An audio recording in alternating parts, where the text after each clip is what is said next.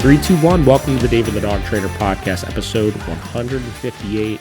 And Josh and I were just taking a trip down memory lane, talking about back in the day, old music ventures and stuff like that. Questioning our sanity. Yeah, very much so. And here we are. Now we're ready to talk about dog stuff. Yes, indeed. It's pretty exciting. I'm going to start off with what I ended with last time, which is my plug. Yes. Again, everybody, just made the post a minute ago online. It was the first official announcement past the last podcast where I talked about him being in Toronto, May 15th, the weekend of May 15th. If you are in the Toronto, Ontario area and you are looking to do dog training, if you got a business and want to do a business consult, if you want to just get together and talk dogs, I'm just looking to do some meeting up, hanging out, training dogs, and see where the weekend takes me while I'm teaching at Canine Academy. So hit it up.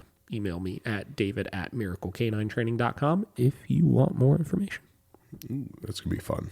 There's my plug. Yeah. Also, podcast is coming on Tuesdays now. Just another Tuesdays, the actual podcast goes live on Tuesday on YouTube, and then it will be live on Spotify the following Tuesday. So everybody listens to it on YouTube and leaves their comments. Keep commenting, and I'm going to give it one more fucking plug. I think I said this one last time actually. If you listen on Spotify or Apple Podcast, hit that fucking rate and review button. Give us some more reviews. I want to be the best podcast in the world. I don't know. There we go. Best dog training podcast in the world. Yeah, we could do that one. So that's what we're going for. What's this hat, by the way? Bro, okay. Yeah, give me the story. Hartford Whalers. Hartford Whalers. I'm telling you guys, so as of 1 week ago, I am officially just a Connecticut sports fan. Yeah. So it's the Hartford Whalers. So see, it's got the H and then the double, or this, it's a whale's tail, right? Yeah. Pretty cool, They don't exist anymore. Oh. It was a NHL hockey team. Oh. Based out of Hartford. I think they left and went to North Carolina, if I'm not mistaken. Dang. I think they have a different name now, but yeah, I don't know anything about them aside from they were a Connecticut sports team, and I'm a Connecticut sports fan now. Hartford Whalers, UConn. Come on, let's go. UConn women's Final Four tomorrow. We got to beat out that girl at Iowa and then go to the championship. I'll be there. If you're watching on TV, you'll see me. So your wife's family is slowly converting you into the New Englander, huh? I'm an East Coaster. Yep. That's right. East Coaster at heart. Oh, at heart? Yeah. I think it's the other way around. You should be Ohio, Midwestern at heart, but now you're maybe East Coaster. Something like that. Something like that. Because this is your heritage. That's right. Josh, what's new? No. Anything? Went to Tartine day before yesterday. Spring menu. Lovely. Love it. Awesome. About to land a deal with a hot sauce company. Ooh. Yeah. Afterlife hot sauces. Nice. Is it real hot? I don't know yet. Looks pretty good, though. To the afterlife? I think that's what they're trying to go for. But it's pretty close. They just got to approve the budget, and then we're good to go. So I'm really excited for that. Also did a barbecue sauce company last weekend. How'd that go? It went well. Of course, we shot on last Saturday, which was the coldest and rainiest day we've had in about 3 weeks. Not good barbecue weather. It was not good barbecue weather, but we made it work. We had some people come out and freeze and act like it was hot outside, you know, because I was like, I don't want you to be cooking in a hoodie or a coat. So that's right. Otherwise, it went really well. So I'm really excited to have all these product shoots coming up, so I can start dabbling into that world a little more than just the food and cocktail stuff. Nice. That's me. How about you? Living the dream. All right, so we got a couple topics for today. Living the dream. So here's where I want to put most of the emphasis in today. I've been asked this question a lot over the last, couple months or so. Actually, just in general, I've been asked this question a lot. Okay. And I know I've talked about it before, but I don't know if I've designated an entire episode to really talking about it. And basically the concept is Ecollar conditioning. right? Kind of a loaded word. It means tons of different things, no matter what trainer you ask. And, I commonly get this question on YouTube. Somebody asked just a couple days ago, do you condition the dogs to e-collar beforehand? And my reply to them was basically, I said, I don't believe in conditioning the e-collar like many preach, but it's a larger topic, and that I'd be happy to get into it on the next podcast episode, right? So I want to talk about what a lot of people think e-collar conditioning is and what I view e-collar conditioning to be, because I think the issue here is the definition of conditioning the e-collar, right? So basically there's common knowledge in the dog world that if you're going to use an e-collar, you have to precondition the dog to it. Now, what does that mean? That could mean a couple of different things, right? Thing number one that could mean is just getting the dog used to wearing the collar, right? So a lot of people talk about anytime you use training tools that you have to get the dog used to having that training tool on before you ever use it, and that will somehow avoid the dog creating a negative association with the collar, and, things will all be rainbows and butterflies if you do that, right? The other common knowledge of e-collar conditioning is that you have to take the e-collar at really, really low levels that the dog is not motivated by, but they can feel, and you have to pair that pressure in with anything that you're ultimately going to use it for, right? And I think that's a lot of times what people think when they ask me the question of, do you condition the e-collar in, right? Now, if you guys really want to kind of learn, the back and forth conversation of conditioning the e-collar, Ivan Balabanov did like a debate with Larry Crone a while ago where he discussed this concept of low-level e-collar conditioning, why it's generally pretty faulty, and why it doesn't really do anything to prepare the dog for the use of higher aversives later on. But what I'll do is I'll kind of give you my take on how I use the e-collar and how I get a dog used to wearing the e-collar and how I avoid some of the problems that a lot of people will talk about. So let's see, where do we want to start with this? So let's start with the having the dog wear the collar for frequent periods of time before ever using it to avoid negative association, right? I don't really think you need to do that. Right? I don't think that if you have the dog wear a collar for 2 weeks before you ever go to use it, that they're just not going to develop a negative association if they're going to develop a negative association with it. I think it's inevitable that 2 weeks later, if you start using the e-collar and it is aversive to the dog, until the dog has a chance to understand really what that collar means, how to avoid it, how to escape it, et cetera, I think that it is inevitable that you will have a short-term negative association with the collar, right? That is inevitable in my opinion. I think that how I generally try to combat that is not by having the dog wear it for really prolonged periods of time before using it, but when I start using it, like let's say today I'm going to start doing e-collar training with a dog, that I'm not only putting it on when I'm actually using the collar, right? So I don't have to have the dog wear it for 2 weeks, but when I start using it, I'm going to have the dog wear it for a majority of the day for the entire span of the training that I'm doing with the dog, so that, only 10% of the time, right, when they're wearing the e-collar, are they actually feeling that sensation, right? And I think that very quickly will sidestep the fact that, the dog will think that the collar is just being reactionarily used, meaning the dog starts misbehaving, I put the collar on, I start using it. So putting it on is immediately conditioned to the act of using the e-collar, right? I think if it's on, from when you wake up to when you go to bed, even if that day is the first day you've ever used it before, the association with having the collar put on will not be directly correlated to the use of the e-collar, right? Because that's really what you're trying to avoid, is that when you put the collar on, that the dog is like fearful of the collar and running away from it and all of those types of things. And anytime I hear people tell me that, it 100% of the time is a result of they're only putting the e-collar on when the dog starts misbehaving, and immediately within the first couple minutes of them putting it on, they're needing to implement the e-collar, right?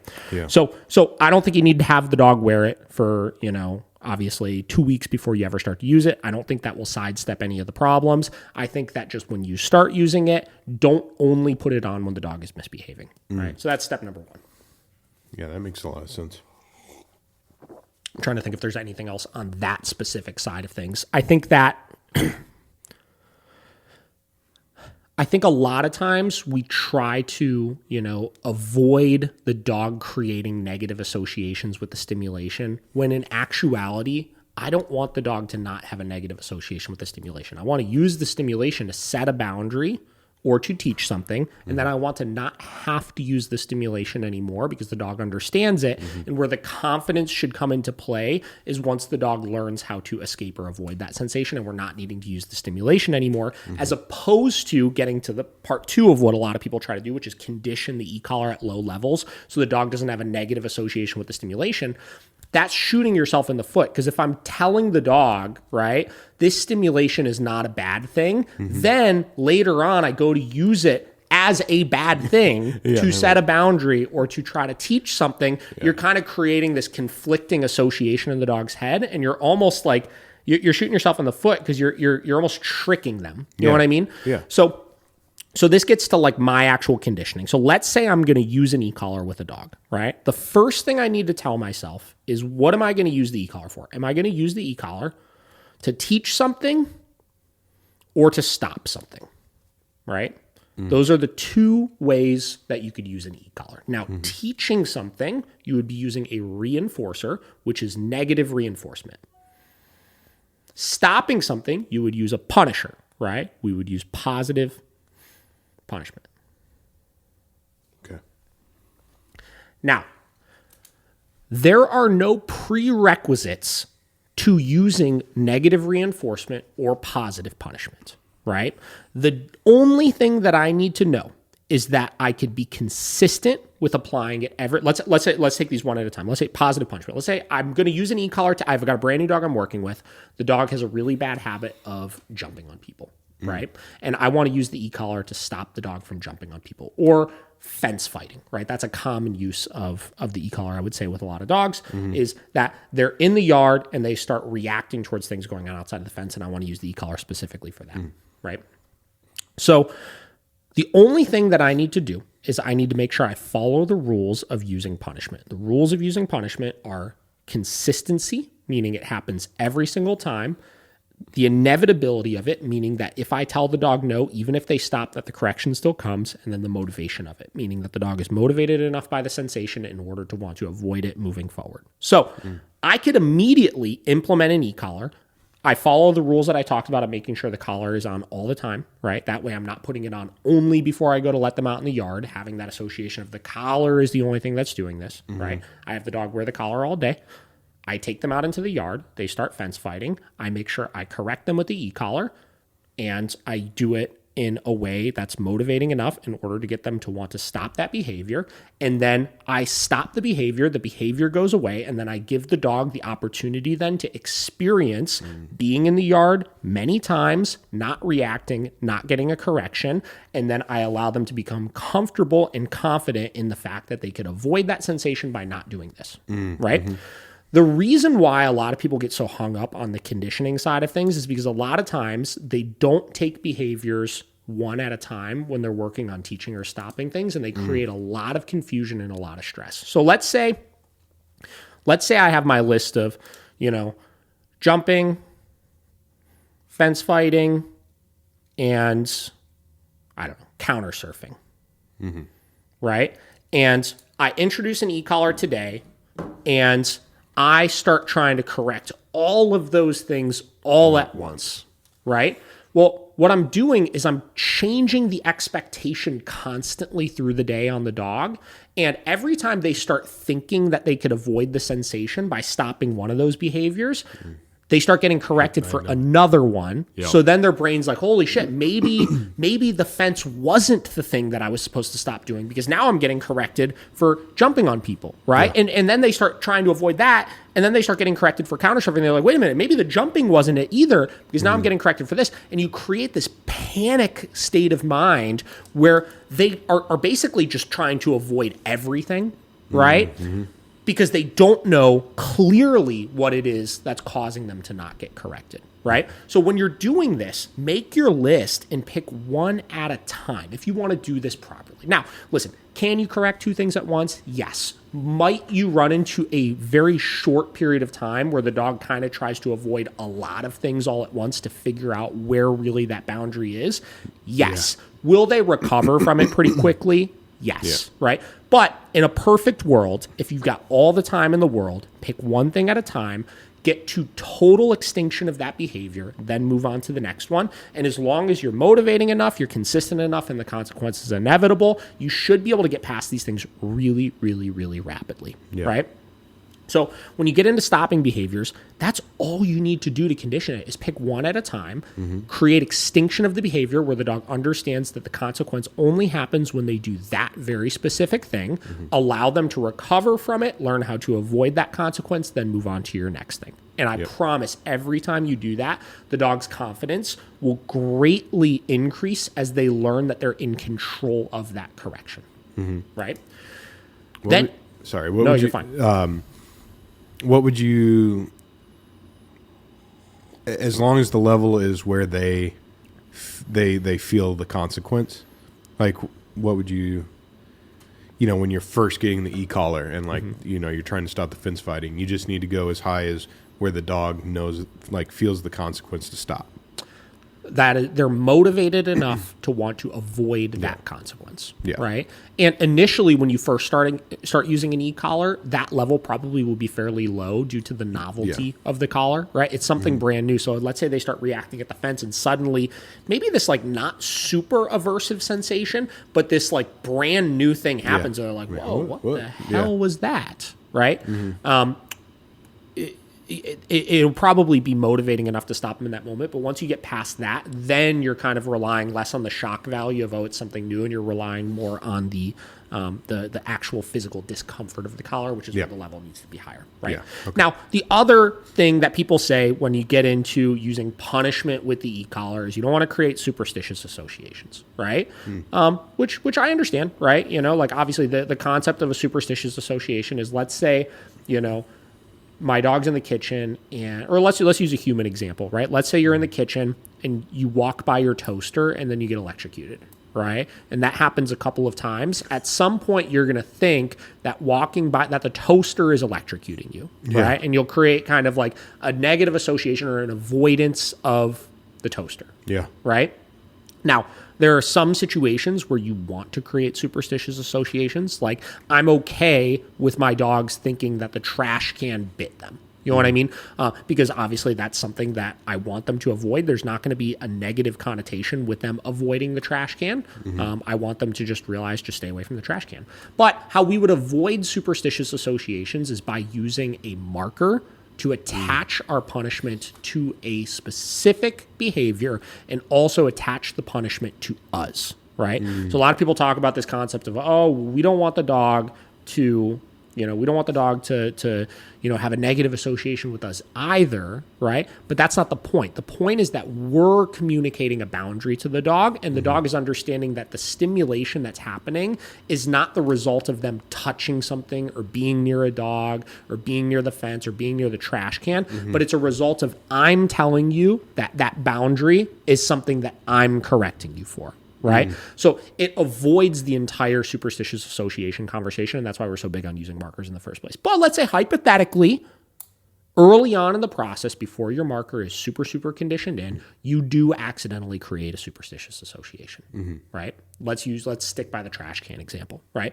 Let's say that instead of the dog associating that sticking their face in the trash can is what bit them, they start associating that being in the kitchen is what bit them. Because sometimes we'll see that. The first time they get the correction is they're in the kitchen and they're like, holy shit, I don't know exactly. I just got a consequence. Maybe it was the kitchen. Maybe it was the trash can. I'm not totally sure, right? Again, quick recovery from that as the dog doesn't make that mistake. The dog goes into the kitchen later that day, maybe a little bit more reserved, and they realize that being in the kitchen, nothing bad happened. Only when they approach the trash can does that consequence happen, right? That clarifies it to the dog. That allows them to realize that it's not the kitchen that bit you, it's the trash can that bit you. Yeah. Right. Same deal with dogs. A lot of people talk about you can't use an e-collar to correct dogs for, dog reactivity issues or dog aggression issues because you'll create a superstitious association. Well, first and foremost, I always remind everybody that a lot of times dog reactivity or dog aggression issues, the dog already has a negative association with the other dog. So there's only so much you're going to do to make it a more negative association with the dog. But let's say my dog goes after another dog and I correct him with the e-collar for that. And then they say, I'm just going to avoid dogs for a little bit because being near dogs, I get corrections when I'm near dogs. Even though it was just for going after the dog, they associate it with being near a dog as opposed to going after a dog. Well, as I continue to have them out in that situation, the dog is probably going to come near them multiple times. Yeah. And your dog might think, oh man, something bad's going to happen because this dog's near me, right? Something bad's going to happen and this dog's near me. But every time it happens and something bad doesn't happen, they realize that, oh, it's not the dog being near me. It's the specific thing I did when that happened, right? Okay. But again, all of this I'm getting back to can get sidestepped by the use of a marker because that associates the consequence with us. I told you that you weren't allowed to do that, right? It wasn't the dog that did it. It wasn't the trash can that did it, et cetera, right? So there's no prerequisites to using positive punishment. Like there's nothing that, there's nothing you need to do prior to using punishment, right? Like you could just use it to stop something. I think people get hung up on with the e-collar, there needs to be this conditioning process because it's a more foreign sensation to the dog. It's hard because it comes out of thin air. It's not as clear as like if I give a leash pop where the dog sees me doing it. Right. So it's a lot of people think like, well, I have to do something to help the dog understand that it's coming from me or help the dog understand that it's not a bad thing, as opposed to just following the rules of punishment, stopping the behavior, getting past it. And again, them learning where that boundary actually is through me being clear about consistently providing it. Right. So that's kind of the punishment side of things. So then you get to the teaching side of things. I think more commonly I see people talk about how, the e-collar needs to be conditioned in the teaching stages of things at low levels so that the dog understands the sensation so that they're not averse by it and it becomes communication as opposed to anything else, right? When we're using negative reinforcement, here are the rules of negative reinforcement. The rules of negative reinforcement are 1, the sensation that the dog is feeling has to end in the exact spot in which the behavior we want to reinforce is, right? So let's say I want to teach the dog to get onto a place bed, right? And the dog does not previously know how to get onto a place bed, right? What I would do is I would start following my process of training a behavior. So I need to make sure that I could physically get the dog onto the place bed. We just use a leash for that. From there, I'm going to implement negative reinforcement using the e-collar. The e-collar we're going to be using at an inherently aversive level that the dog wants to escape. And I'm going to start showing them where that pressure turns off. So I walk up to the place bed. I tell them place. They don't do it. I engage e-collar pressure, help them onto the bed, release the pressure once the dog gets all 4 paws onto the bed, because 4 paws on the bed is the criteria in which we're trying to enforce here, right? As I do that process, what I'm going to see is a 2-stage process. I'm going to see first and foremost that the dog starts understanding how to escape the pressure, meaning when I engage that pressure, that they quickly start moving towards the bed because they're connecting the dots, that's where the pressure shuts off. Okay. And because negative reinforcement is a reinforcement, meaning the release of pressure is inherently reinforcing to the dog, they're going to want to be in that spot as long as my pressure turns off in the same spot every single time, right?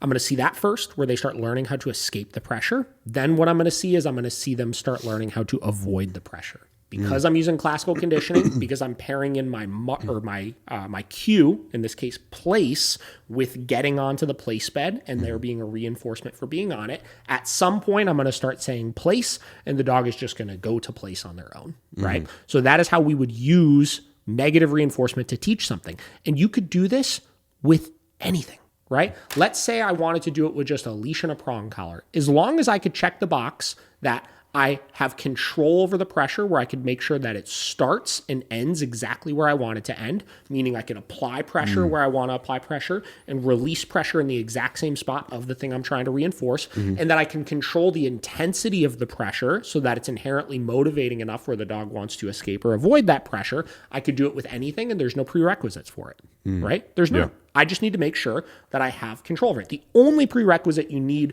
with the e-collar, because the e-collar does not have the directional component that the leash has, is that I need to have a way to physically get the dog onto it. People would say, well, physically get onto it. Why wouldn't you just use that to teach the behavior? Because a lot of those physical pressures we would use, like maybe a leash and pinch collar or a leash and flat collar, though I could confirm the pressure turns off in the exact spot, I can't control the intensity of it enough where the dog is motivated enough by it in order to want to avoid it, right? So we use the e-collar in order to check that box. So those are the rules of negative reinforcement. And again, I don't have to have anything established. I don't have to condition it in at really low levels and make sure the dog feels it turning off in the same spot a gazillion times at a level that they're not averse by, because inevitably, once it goes from being a sensation they feel to a sensation that they're averse by, that adds another layer of stress where all that work you did at the beginning at a level that they felt but weren't averse by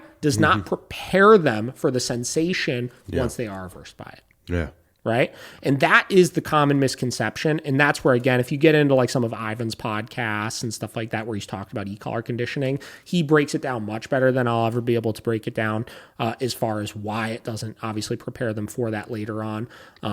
But the other side of things too is I don't want the dog to feel the pressure all the time, right? The goal is not that they feel the pressure and then quickly turn it off. The goal is that I use the negative reinforcement to teach whatever it is that I'm trying to teach, and then I don't have to use the negative reinforcement anymore, right? Or I use the positive punishment in order to stop whatever it is that I'm trying to stop, and then I don't have to use the positive punishment anymore. Again, this is where you get into all the problems with like modern day e-collar training, and the problems that I would say universally across the board, trainers that use e-collars have an issue with. Like, you know, Larry talks about all the time how you never can get off the e-collar.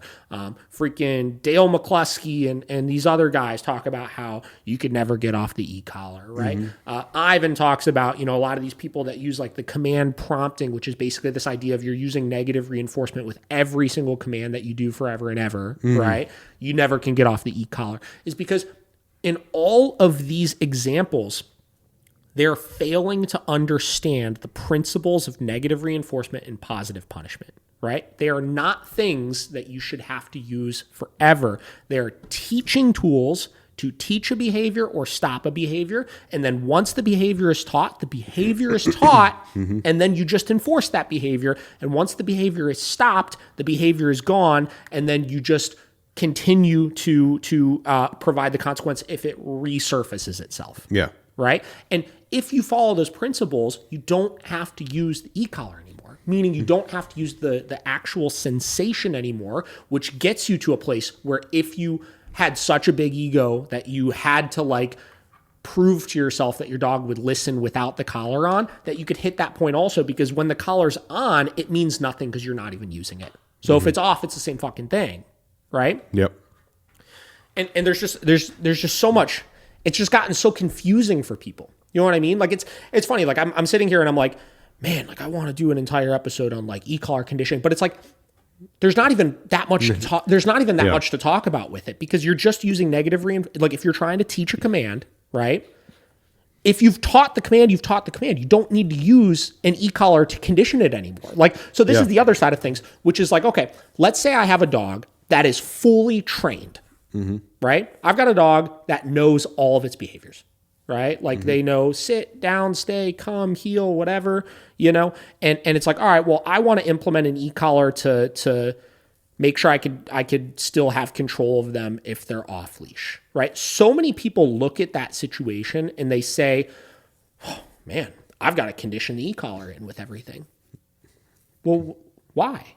Right? What are you trying to do? Right? And they would say, well, like I need to make sure the dog understands the e-collar in conjunction with the individual commands. Kind of, right? But the problem is that's only if you're going to use it for everything all at once, right? Which is not the way you should be going about doing it, right? If I had a dog that came in that was fully trained, right? The dog has been trained. I'm going to pick one behavior at a time that I want to start using the e-collar with, and I'm going to look at, am I teaching something or am I stopping something, right? And generally speaking, I would be teaching something in those early stages of things, right? So I would just start working the freaking place command, right? And I'd work it and I'd train it and I'd train it. And since the dog is trained, the dog's probably not going to make very many mistakes, right? And if the dog makes a mistake, I'm going to implement either my negative reinforcement in order to re-solidify that behavior, or I'm going to implement my positive punishment in order to stop the non-compliance, right? But I'm not going to go through this whole process of, giving the dog the command and pairing the stimulation with the command every single time. This is where you get into, so other trainers talk about this concept of you apply the stimulation first, then give the command to show the dog how to turn off the stimulation, right? And the only reason why you would need to do that is because the dog is already being compliant and you feel like the dog has to experience the sensation, which is also kind of bullshit in my opinion. Yeah. Right? The dog is being compliant. Why am I adding in an aversive sensation proactively when the dog is already being compliant? Allow the dog to be compliant. Yeah. Right? Allow them to be compliant. And when the dog chooses to not be compliant, if you feel the dog really, really, really, really knows that command, and in that moment they're blowing you off because they're distracted by something else, well, I'm trying to stop the dog from being distracted in that moment. So I'm going to implement positive punishment, and then I'm going to go right back to working my command, right? If you feel like the dog is confused and you are trying to further teach something in that moment, I would implement negative reinforcement in order to further solidify their understanding of that. And I don't have to do all of that conditioning prior to in order to do that. I'm just going to use it in real time where I need to use it. And I'm going to make sure I follow the rules of either positive punishment or negative reinforcement. And I'm going to just do it with one command at a time so the dog can learn really, really well with that command. I can make sure that I'm past whatever hurdle if I do need to use that sensation. Then I move on to the next one. Then I move on to the next one. Then I move on to the next one. So I still call it conditioning the e-collar. You know what I mean? But I question sometimes if I should be calling it conditioning the e-collar because it creates so much negative association with people thinking it means something else. Yeah. Does that make sense? Yeah. 100%. So that's kind of like my crash course thought on e-collar conditioning. Yeah. I just feel like you kind of said it already pretty much, but it's like people get so hung up on,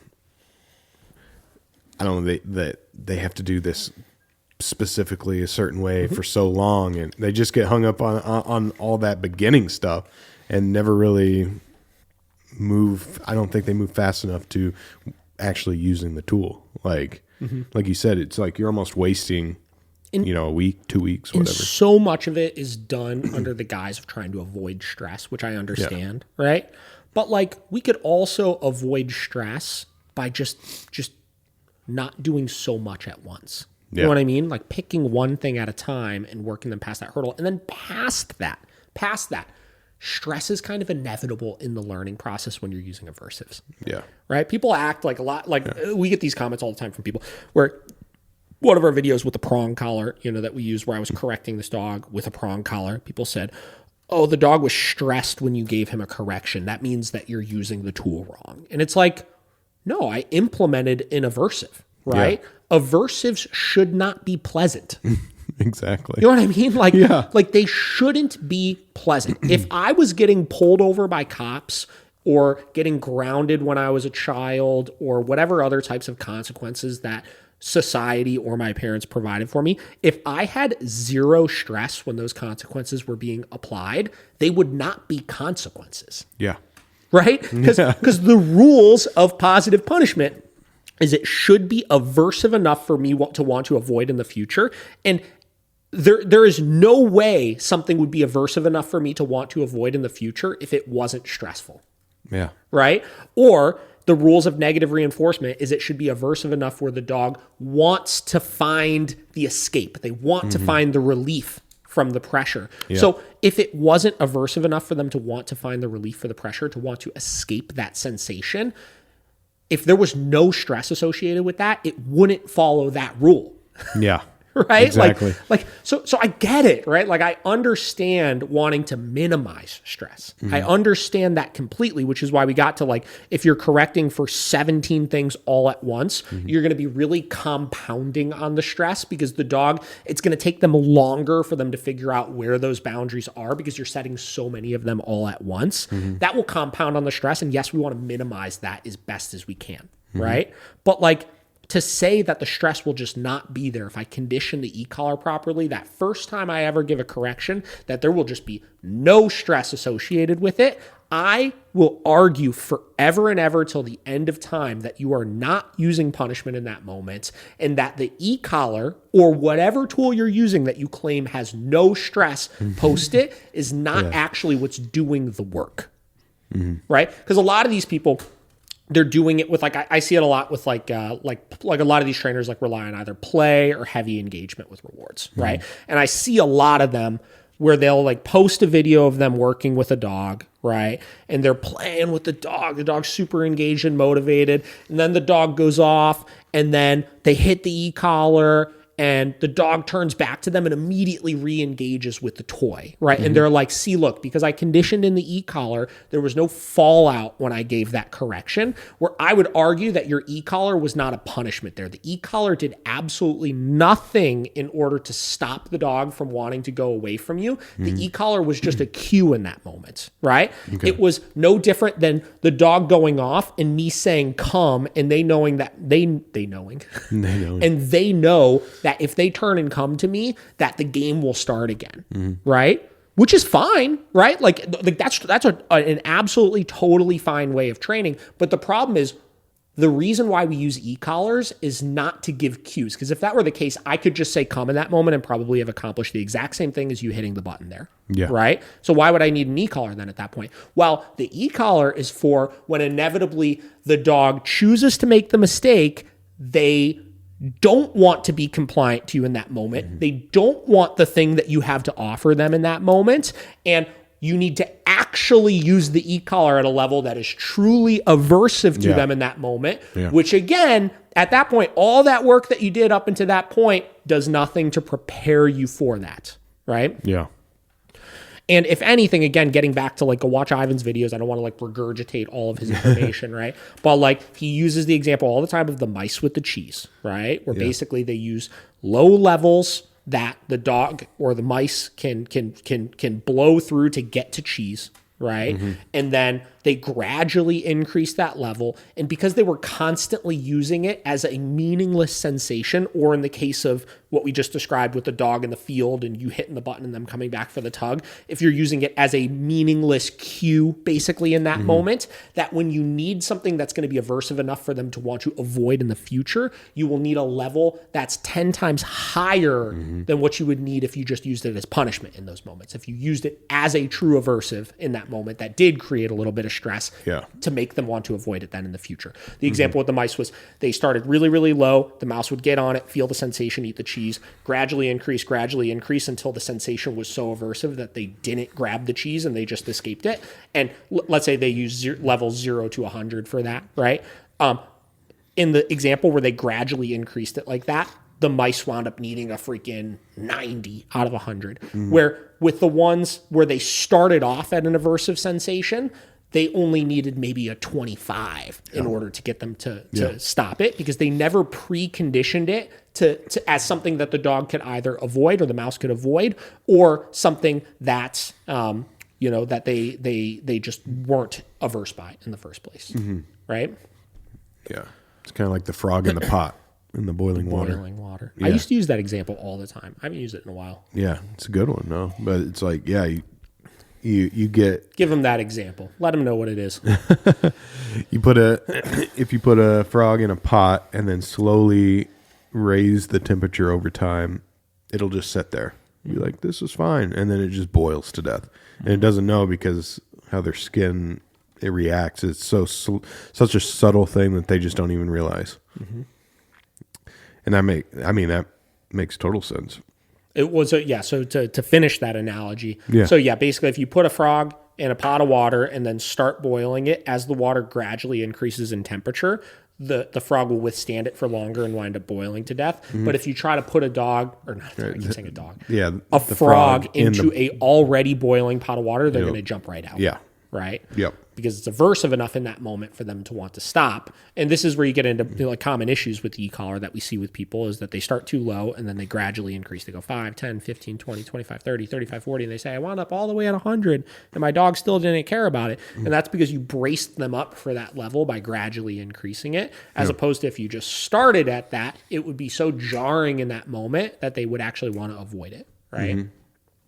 Yeah. It's no different than like, I'm sure I'll have clients feel the e-collar sometimes and they're like, I want to feel it at 100, right? And it's like almost like the anticipation of it happening is so much and then they feel it and they're like, holy shit, right? But because I know what to expect with it, I can go into it and I know I'm about to hit the button and I almost can brace myself up and hit it and it's like, not a big deal.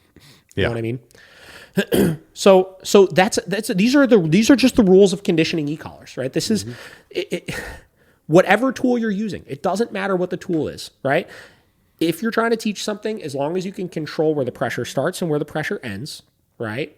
Whether from the actual pressure turning off or you getting the dog or the animal to the place that you want it to turn off at. And that could be with a leash, that could be a food lure, it could be you physically taking the dog over to it. It literally doesn't matter. As long as you can control that and you can control the intensity to make sure it's motivating enough for them to want to escape or avoid, you could just use it for that. You could just teach something with the e-collar, right? We do it all the time. We do it all the time. We don't go through extensive teaching processes. I have, and I've done it for a lot of my shadow students where a lot of them ask me about conditioning e-collars and stuff.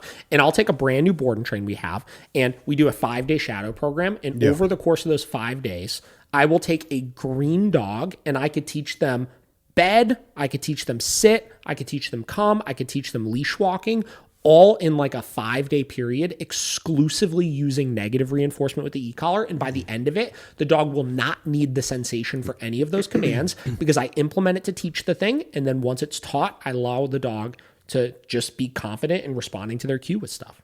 Right? So it's just a minimal management tool at that point.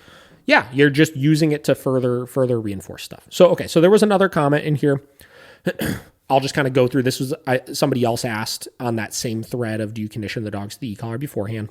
This person said, what steps do you take to prevent the dog from being afraid of the collar? We talked about that. Have them wear it very frequently, right? That way, only 10% of the time they have it on or 5% of the time that they have it on, do they actually need it? 2, quickly get to a place where the dog doesn't need the sensation anymore so that you're not using it every time you put the collar on. Yeah. For sure. And then thing number 3 is don't be reactionary with it. That's one of the biggest mistakes I see people make is they wait until the dog's misbehaving, then they take the e-collar out and they start using it, right?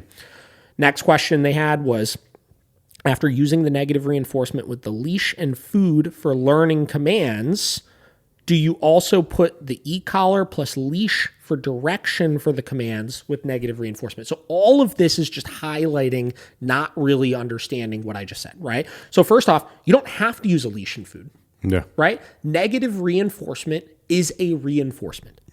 It is a reinforcement, right? So you don't need food also, right? The thought of needing to use food is we're trying to nice away. We're trying to make sure the dog isn't stressed by it. But like, pick your reinforcement. Do you want the dog to respond to food reinforcement, or do you want the dog to respond to e-collar reinforcement, right?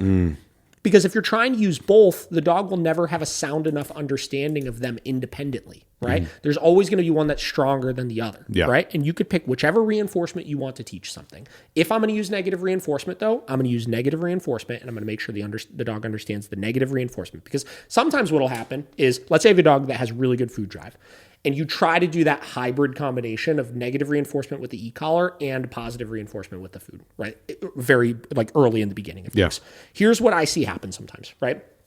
Your first 3 or 4 reps, you need to use the negative reinforcement with the e-collar. The dog winds up getting into position, and then you give them a food reward. And they're very food motivated, so they like that food reward. And then after 3 or 4 reps, because they realize the food happens when they get on the bed, they start responding just to the food, which is fine, right? Like I said, if you want to teach with food, if you got a dog with great food drive, hell yeah, teach with food. But the problem is you didn't teach the negative reinforcement. The dog never ultimately learned how to escape the pressure, right? Unless you're still constantly stimming with it while using the food, which then it's like, it's not necessary. It's confusing and it's not necessary, right? You don't have to do the negative reinforcement and the food at the same time. Yeah. Right? Because then at that point, you could just teach the command and then you could move to proofing the command and you could just use the Ecollar for positive punishment for that. And then use, that's your punisher. And then the food is your reinforcement. Yeah. Right? And you could do the hybrid of, I use this for punishment, I use this for reinforcement. Or you could do, I use this for negative or for reinforcement, right? The Ecollar. And then I use the Ecollar for punishment also, right? Or whatever it may be. Yeah. Right? You can like mix and match it how you need to. Yeah. But you don't have to use both at the same time. And I think initially, if you're using both at the same time, you're not really following the rules of negative reinforcement because most of the time then you're using it at such a low level, the dog is not motivated enough by it in order to want to escape it. So it's meaningless. And then getting back to inevitably at some point when you need to use it at an aversive enough level, all that work you did doesn't help you out for it. Yeah. Right? And stop me if you need clarification on anything also. No, that's good. It's just a very confusing thing if you're trying to use both in the beginning, obviously. It's just like it's all done under the guise of trying to nice the tool, right? And to avoid stress, right? As opposed to accept that stress is a part of using aversives. Yeah. Right? Then the next question they had, do you also put the Ecollar plus leash for direction for the commands with negative reinforcement? Well, if I'm using negative reinforcement, and I'm using the Ecollar, I need to have a way to get the dog into position, right? So yes, I do use a leash for that, right? The leash is the direction since the Ecollar doesn't provide direction, but you also could use, like I said, you literally could just use your hand and move the dog where you want them to be, right? That is also the equivalent of just getting them to where they need to because the leash isn't doing anything aside from get the dog into position, right? What's doing all the work is the release of pressure, the release of whatever the aversive sensation is, right? And all this before you use the Ecollar for positive punishment. So again, getting back to if I'm going to use the Ecollar for positive punishment, it depends. Am I stopping a singular behavioral issue or am I stopping non-compliance of a command? Yeah. Right? And with either of those, if I'm stopping non-compliance of the command, I need to make sure the command is taught and understood. It doesn't matter how I teach it. I need to make sure the dog understands it though. And then I need to make sure that I have whatever way to get the dog back into position once I do implement the positive punishment. But if I'm using positive punishment for a just general behavioral issue, I don't have to do any of that teaching or conditioning beforehand. Yeah. Next one here, somebody else said, I'm eager to check the podcast out, meaning the one that we're doing right now. I believe I did what the guy above did. Basically, I taught the behaviors with leash and prong, sit, down, heel, recall. Then I layered the Ecollar on top of the known behaviors. I paired leash, known, and low stim, unknown, together at first. Negative reinforcement and verbal command were applied at the same time. Then I started using just the low stim without the leash, then an intermittent phase where the negative reinforcement stim was present only if the dog didn't commit to the behavior, not before. Then finally, I escalated the intensity for non-compliance. Okay. It's just confusing. I understand like what they described with like the intermittent phase and stuff like that. I think gets into like Larry's book of how he conditions in the Ecollar. But here's what I would argue with this, right? So first and foremost, did you actually teach the behaviors with leash and prong? And what I mean by that is when I say a behavior is taught, I mean that the dog will be compliant to the behavior on cue without the need of reinforcers or punishments. Yeah. Right? They understand how to respond to a cue. They clearly know what that means. Yeah. Right? What a lot of people, I think, mean when they say I taught it with leash and prong first is that they shaped the behavior. They checked the box that they can get the dog into the position, but they never attached it to any sort of cue. Yep. Right? So they are technically still in the beginning stages of negative reinforcement. They haven't achieved the negative reinforcement of the dog learning how to escape or avoid the sensation. Yep. Right? Exactly. So I would argue first and foremost that it wasn't taught. So basically what you're saying then, if again, this person can correct me if I'm wrong, right? If it actually wasn't taught, then we are trying to teach a behavior. So we need to follow the rules of negative reinforcement with that, right? Josh, what are the rules of negative reinforcement? Are you listening to me? Yes. What are they? Oh my God. Negative reinforcement. Yeah. Okay, I don't want to get it wrong. The negative reinforcement is when you're. Wait, is that the one? Okay. Negative reinforcement is for teaching. Yeah, for teaching and not stopping a behavior. It's for teaching a learned. So reinforcement. You're increasing the likelihood of that a dog is doing something. Yeah. So what gets me? The negative, positive. Yeah, because it sounds everybody like, gets confused by that. Yeah, because it sounds like it would be the opposite. It just means adding or subtracting. You're adding something or subtracting something to increase or decrease something. Yeah. Every time I get like caught up, everybody gets thrown off. Yeah. So I'm sorry. Many everybody. trainers do as well. So Okay. it's not just you. Okay. So negative reinforcement. We're teaching something. What are the rules? What do you mean? What are the rules? I just talked about it. What? We just said it. I just said what? What? Okay. Josh. The of negative reinforcement? Yeah. How do you use negative reinforcement? So, like, if you put them on a bet, they escape the pressure. Yes. What's another rule for it? That they have to want to escape the pressure. Yeah. Right? Okay. So that's all right. So here are the rules. So I got to slow myself down because I got to make sure you're learning this along. Yeah, I'm really trying. Okay.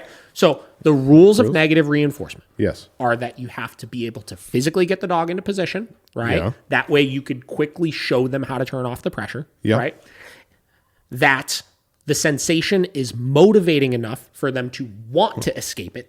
They need to want to achieve the relief of the pressure not being there anymore. Because the relief, the off of the pressure is where it's like, oh, fine, I got it. It's good. I want more of that, right? Yeah. I want to escape this sensation, right? It creates a positive association with what they were doing when they felt the relief of pressure, right? Gotcha. And then 2, I have to be able to control exactly where the pressure turns off. Right? Okay. So it can't be random. Yeah. It has to turn off in the exact same spot every time. It has to be motivating enough for them to want to escape it. Yeah. And I have to be able to show them how to escape it. Yeah.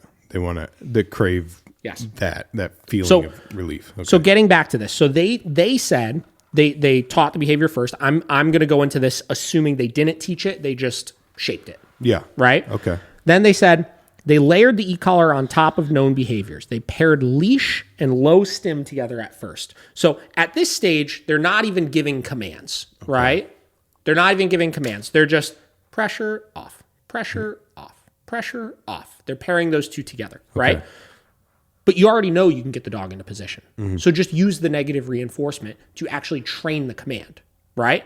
Because our rules of putting a cue on things are we have to make sure we can make it happen. Yeah. You already know you can make it happen with the leash. Yeah. Does that make sense? Yeah. Right? Because they've already shown that. So let's start adding the cue in. Let's progress as opposed to have these stages that are unnecessary. Yeah. Right? Let's just use it. Let's just teach the command then at that point. Yeah. Right? So they paired leash and low stim together at first. Negative reinforcement and verbal command were applied at the same time. So that's another stage that they're adding to things, which is now we're saying sit, sit, sit, sit, right? So we went from, we already did that with no command to now we're doing it with the command. But what are the rules of classical conditioning? When we're teaching a cue, we have to use classical conditioning, is that the cue has to come before the behavior, right? The cue has to come first, then we need to make it happen. Because when we're putting a cue on things, we have to ensure that the dog has an opportunity to start responding to the cue. So by doing them at the same time, you're never, ever, ever, ever going to see when the dog starts responding to the cue. Yeah. He never has a chance to respond. You'll never see it. So how do you know when to move on to the next stage? You don't. Right? That's like me saying, let's say I'm just using leash, right? Yeah. Negative reinforcement with the leash. And I say, sit, sit, sit, sit. Yeah. Right? When do I know when the dog is responding to sit and not the leash? You don't. You don't. Yeah. Right? Yeah. So cue has to come first. So here's our thing. You already know you can get the dog into position with leash and prong. Yeah. Then you do this unnecessary layering of the e-collar and the prong together. Right? Then you do this unnecessary and technically incorrect classical conditioning process of giving your cue with the stimulation. Right? At the same time. Then you move to the intermittent stage where negative reinforcement stim was present only if the dog didn't commit to the behavior. That should be the stage you just go right to. And forget intermittent stage. That is just teaching a command, right? Okay. We're teaching the cue right now. Yeah. So we give the command. If the dog doesn't respond to it, we use negative reinforcement in order to get the dog into it, which increases the likelihood that in the future they're going to respond to the cue because something positive happens when they sit after they're given the cue. Yeah, it's released. Does that make sense? Yeah. The pressure's released. So then, and then it said, of course, food and toys were present too at every step. Forget that. Yeah. Right? We're using negative reinforcement. We're talking about negative reinforcement, not positive reinforcement right now. Right? So quit mixing everything up. And this is a longtime listener of ours. I promise I'm not like digging on you right now. This is a really, this helps me articulate my point really well. And I'm kind of getting a little bit passionate about it. Right? I like it. So, because I think this just creates so much fucking confusion. Yeah. So much confusion. I'm confused. Right? So then they said, of course, food and toys are present. And then it said, also, wait, hold on. Present. Oh, yeah. So then an intermittent phase where the negative reinforcement stim was present only if the dog didn't commit to the behavior, not before. Then finally, I escalated the intensity for non-compliance. So all that work, so that should be sandwiched with the step before, right? Yeah. It's not you're using negative reinforcement. So if what you're saying is you did an intermittent phase where negative reinforcement stim was present only if the dog didn't commit to the behavior, if that stimulation in itself was not motivating enough for them to want to avoid for non-compliance, right? You weren't using negative reinforcement, right? You just had the e-collar just there. Right? And the dog didn't actually learn anything until that last step, right? So let's look at doing this again, how I would fix all of this, right? Teaching behavior with leash and prong, meaning shape behavior with leash and prong. Necessary step, do it, hell yeah. Okay. Right? Next, you would move right to your intermittent stage, right?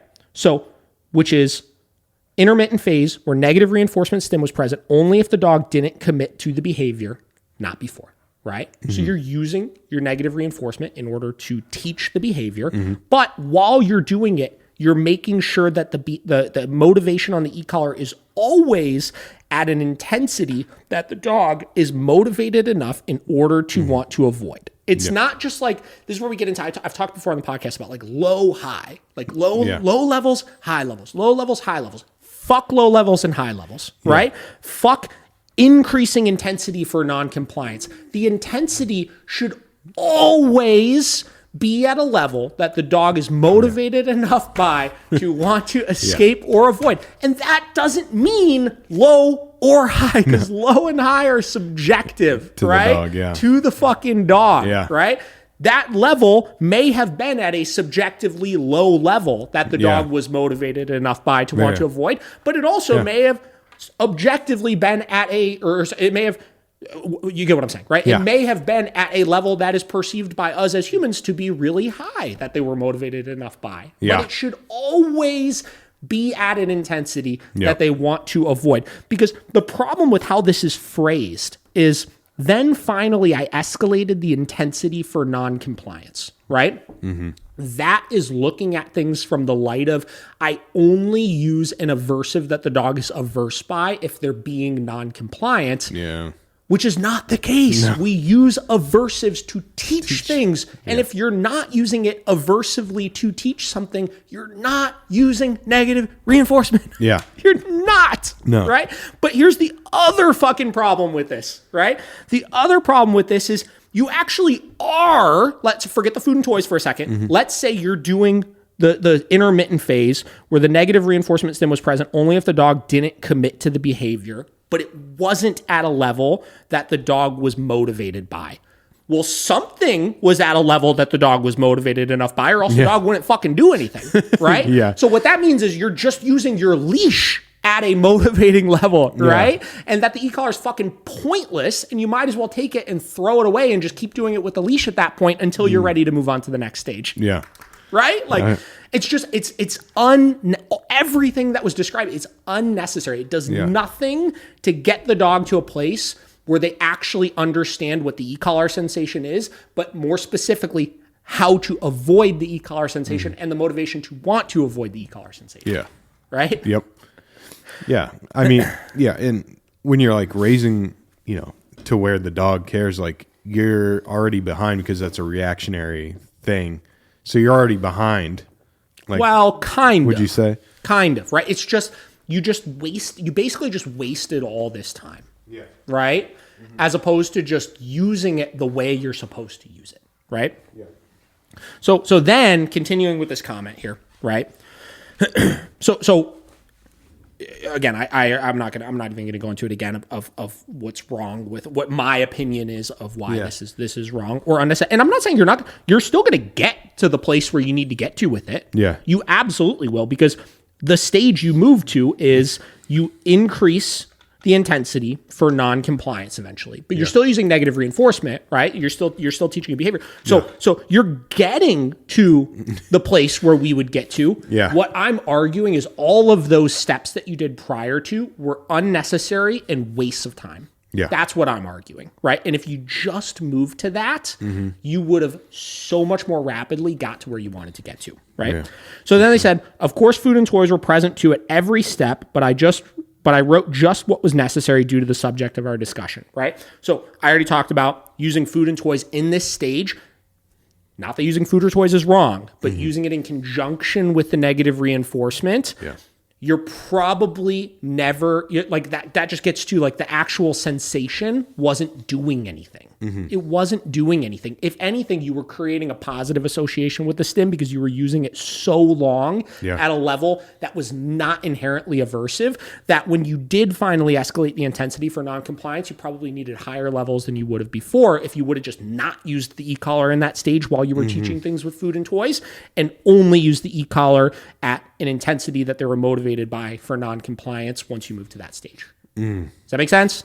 That makes sense. Are you following along? I am following along now. Okay, so then the last part of their comment is, of course, I read that already.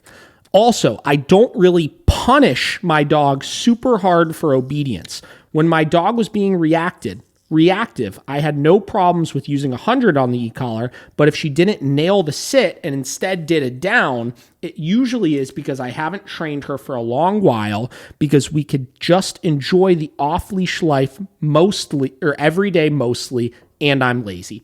So again, I have issue with the phrasing of all of that. I don't really punish my dog super hard for obedience, right?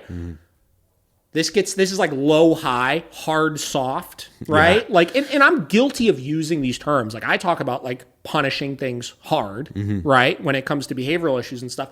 But I do that more for the human of saying, hey, this thing, you're going to need a higher level subjectively in order for the dog to be motivated enough in order to want to avoid it. Yeah. Right? But my problem is, technically, if I were to look at internally how I talk to myself about these types of things, it's not a matter of punishing hard or soft. It's a matter of I always will punish non-compliance of things, but there are certain mistakes that dogs make that require less motivation than others in order to get them to want to avoid it. Yeah. Right? So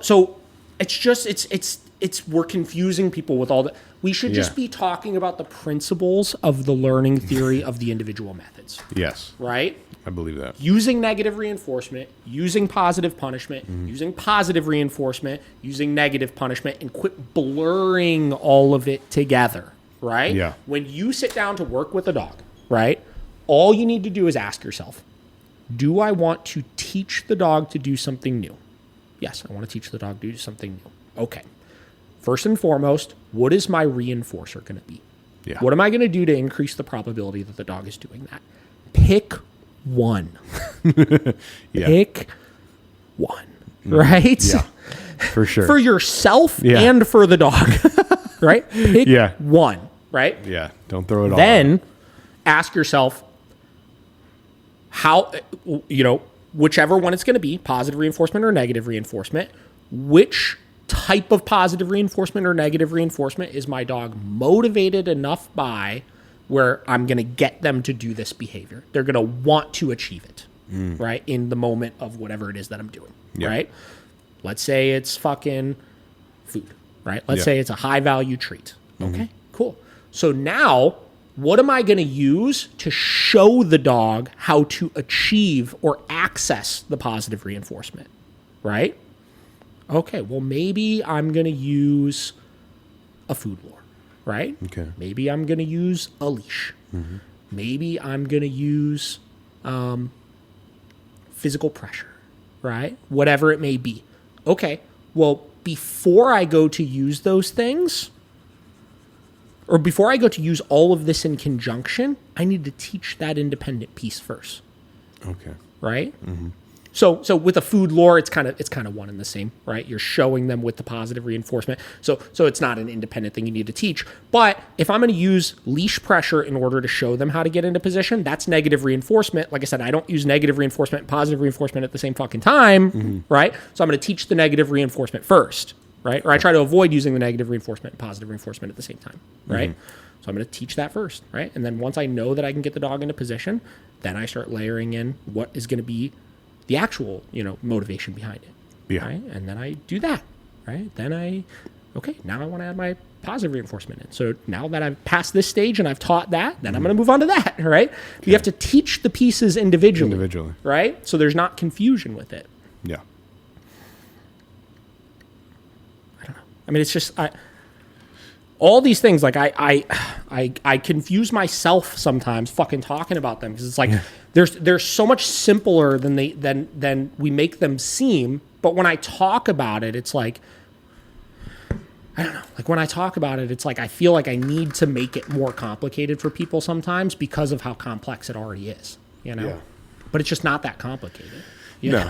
It's like I'm trying to do like a whole Yeah. whole podcast on this, but I feel like I could have explained this in 10 minutes also.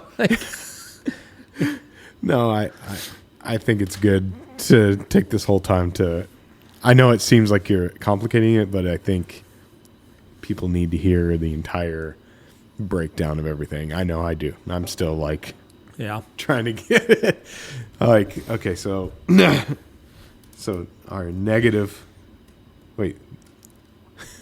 Okay, I got this.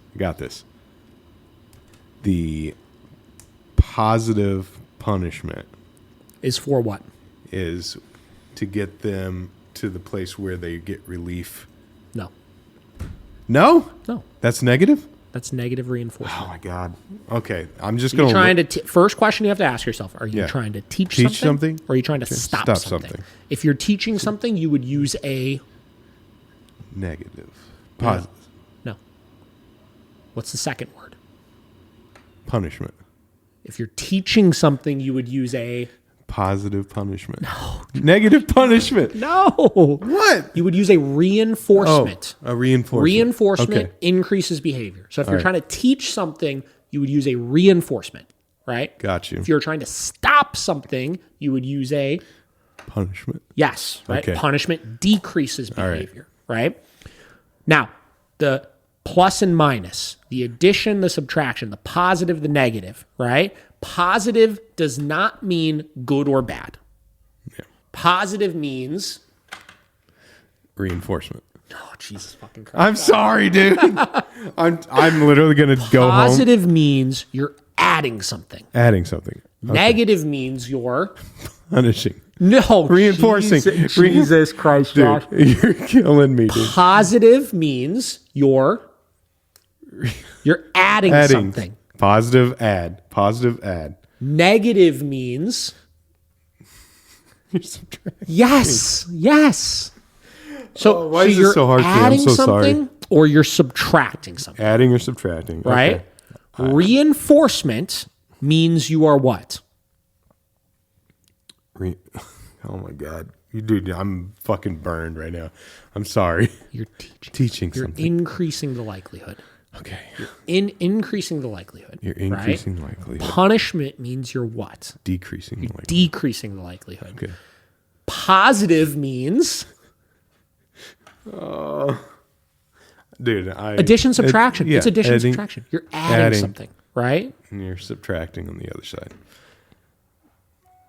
Negative means you're what? Subtracting. Yes. Okay. reinforcement means? Dude, I can't. You're increasing the likelihood. Increasing, decreasing, adding, subtracting. Yes. So you have positive reinforcement, negative reinforcement, positive punishment, negative punishment. So just start with the first words, right? Literally, just positive is what? Positive is adding. You're adding something. Negative You're subtracting. is you're subtracting something. Yeah. Then the second words. Reinforcement is adding. You're reinforcing. yes, reinforcement is reinforcing. Oh my God. Reinforcement is what though? You're doing what to behavior? I'm sorry, dude. We're gonna figure this out together, Josh. One more time. Reinforcement means you're doing what to a behavior? Reinforcing is you're increasing. Yes, right? You're increasing the likelihood of the behavior. And punishing means you're what? Subtracting. Or you're stopping. You're getting it. You're getting it, right? You're decreasing the likelihood of a behavior. Yeah. Right? My brain is so jumbled right now. That's okay. I'm so sorry. You're really close. You're really close. We're going to go through this one more time, right? Positive is what? Adding. Negative is what? Subtracting. Yes. Reinforcement is what? Increasing. And increasing the likelihood of the behavior. Punishment is what? Decreasing the likelihood of the behavior. So positive reinforcement. What is it? What, positive reinforcement? What is the positive? Dude, we are going to go on forever for this. What's the positive? Come on. You just said it 3 times. Yeah. It's positive is, dude, you're adding something to reinforce. So what is reinforcement? We're adding the You're adding something to increase the likelihood of a behavior. Okay. So it's as long as you can get the definition of those 2 words down, right? Positive will always be you're adding something. Okay. Negative will always mean you're subtracting something. Yes. Reinforcement means you're increasing the likelihood of a behavior. Punishment means you're decreasing the likelihood of a behavior. So you piece them together, and it's positive reinforcement is you're adding something to the equation to increase the likelihood of a behavior. Negative reinforcement is you're subtracting something to increase the likelihood of a behavior. So positive reinforcement, I'm adding something to increase the likelihood of a behavior. I'm adding a treat, right? At the moment of you doing the correct thing to make it more likely you're going to do that thing in the future. Okay. Negative reinforcement is I'm subtracting something to increase the likelihood of a behavior. So I'm subtracting an aversive sensation. I'm taking away the aversive sensation when you do the thing that I want you to do to make it more likely you do that in the future because you want to find the escape from the aversive sensation. Yeah. Right? And then you just have your positive punishment, your negative punishment, right? Positive punishment is I'm adding something to decrease the likelihood of a behavior. Dog starts freaking out at the fence line. I give a big high correction for that. Here I go using high-low, right? Yeah. So I use a correction that is aversive enough that the dog wants to avoid it moving forward and no longer do the thing that they're doing, whatever, right? So I'm adding that punishment in to decrease the likelihood of them freaking out at the fence line. Negative punishment is I'm taking something away that's positive. I'm taking something away to decrease the likelihood of a behavior, right? Your fucking kid mouths off to you and you take away their Xbox, right? You taking away their Xbox is going to be aversive. That's going to make them less likely to mouth off to you in the future, right? All right. Does that make sense? Yeah, okay. This is my homework. You better come back and fucking, I'm going to quiz you on this next week. Don't okay. piss everybody off next week by not I won't. knowing. I'm sorry, everyone. I'm trying so hard. So I just want to recap all of this one more time here. Not the quadrants, right? Quadrants, that was a little quadrant talk right there, right? But when you're trying to teach a behavior, when you teach a behavior, do you use punishment or reinforcement? When you're teaching? Yes. You use reinforcement. Yes. All right. Because we're increasing the likelihood of behavior. I said, thank fucking God. Because you're increasing the likelihood of a behavior, right? So, Oh my God, I'm so sorry. Jesus Christ. I feel like I'm on the spot, so I'm like, pick your reinforcement. Pick one. just pick one. Pick one. And I know, I want to clarify, a minute ago when I was talking about only using one at a time, I kind of contradicted myself a little bit by saying, after you pick your reinforcement, I should say when you pick your primary reinforcement that you're going to use, right? You do need your secondary reinforcement, which is the thing of how you can get the dog into position, right? Actually, don't quote me on that. I think my use of primary and secondary reinforcement might be incorrect there. But you need to have a way to get the dog into position. And in many cases, that way of getting the dog into position is going to be some form of negative reinforcement, whether I'm using negative reinforcement physically pushing the dog into the position, negative reinforcement in the form of helping the dog into the position with the leash. But if we're going to do that, I have to teach that first, right? I can't teach both at the same time, right? Because if I'm teaching both at the same time, I don't know that the negative reinforcement is going to be effective when I need it to be effective, and that the dog is not just responding to the positive reinforcement, right? So I just wanted to clarify that because I know I did kind of contradict myself a little bit with that. You could use two at the same time, but you have to teach them independently and make sure the dog understands the negative reinforcement so you could use it to show them where to get the positive reinforcement. Okay. Right? This is a real fucking dog trainers episode right now. Yeah. And I really want everybody that's listening to this in the comments, let me know where I was not clear enough so I could clarify it for next time. Because I'm really winging this episode right now. And I think we're getting to where it needs to get to. And I think we're getting there, but I want to know where I can clarify it better. Okay. But you pick your reinforcement. And then you make sure you have a way to get the dog into position, and then you just use that reinforcement. If it's negative reinforcement and you're using an e-collar to provide the negative reinforcement, there is no other prerequisites. You don't have to condition the e-collar at low levels and prepare the dog for the sensation and like all of this kind of stuff. You don't have to. You just have to use it to teach the thing and then be past it. That's it, right? Yeah. Because the e-collar is not the way I train. This is where we really, a lot of other trainers are going to disagree with this, right? The e-collar is not a communication tool, right? The e-collar is not something I should be using all the time. Hey, get back here. Hey, do this. Hey, do that. Blah, blah, blah. Yeah. The e-collar is intended to teach something or stop something, and then I don't want to have to keep using it. Yeah. Right?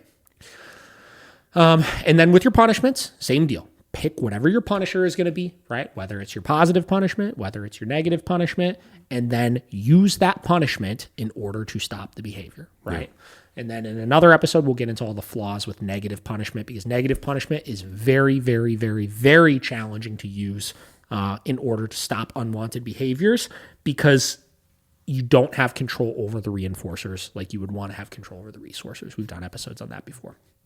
So positive punishment, you could just start using it. And then as far as getting rid of all of the fear of the collar and stuff like that, first and foremost, don't be reactionary with the collar. Have the collar on all the time. Work on one behavior at a time and allow the dog to feel the success of escaping the pressure or avoiding the pressure and become confident in it before you move on to the next thing. And then in addition to that, understand that the use of aversives is stressful. There will be stress associated with it. It's your job to ensure that the dog can overcome that stress by becoming clear in the expectation of what it is you're trying to achieve. Yeah. And that is a good place to end. Jesus. I think I think I gave everyone a great perspective on how hard it could be to teach this to the layman. And this is why owners don't give a fuck about this, right? They really don't, right? Yeah. Like this is for trainers or your like serious dog training enthusiast owners that want to understand this kind of stuff. But your average owner that you get will not be able to sit down and digest everything that I'm saying right now. Yeah. So you've got it. That's where you have to get into just finding alternative ways to explain it to them. But you as the trainer need to be able to understand this. Yes. So cool. That's all I got for you. All right. Anything else? I'll be back next week with your positives, your negatives, your reinforcers, your punishers. Yeah, I'm going to go just print out a giant quadrant thing and look at it. What's positive and negative mean? Add and subtract. Bingo. What's reinforcement and punishment mean? Increase, decrease. Yes. So what's positive reinforcement?